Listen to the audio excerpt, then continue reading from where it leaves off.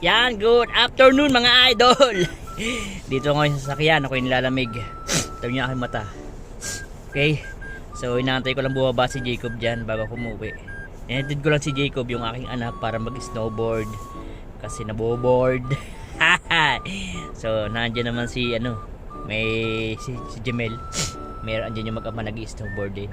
Okay, so guys, yan maganda ngayon ng medyo may malamig lang talaga.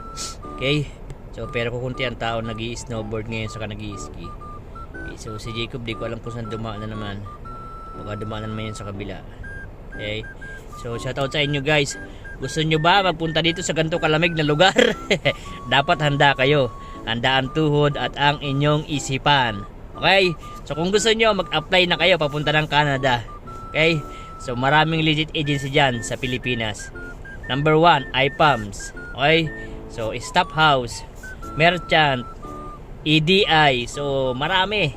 So kaya kung gusto nyo guys makapunta dito sa Canada, tsaga-tsaga lang na apply, especially yung may mga experience. Okay, so ako guys hindi na ako nag-snowboard.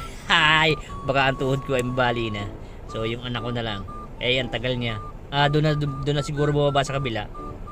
Okay, so kasi maraming babaan dyan.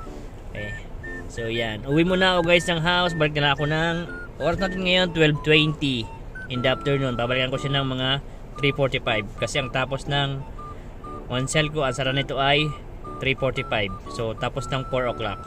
Yung gabi wala sila ngayong gabi kasi masyadong malamig, no? So kaya kung gusto niyo ng gantong klima, gantong weather, punta na kayo sa Canada, mag-apply kayo. Bye! It's me, Ryan!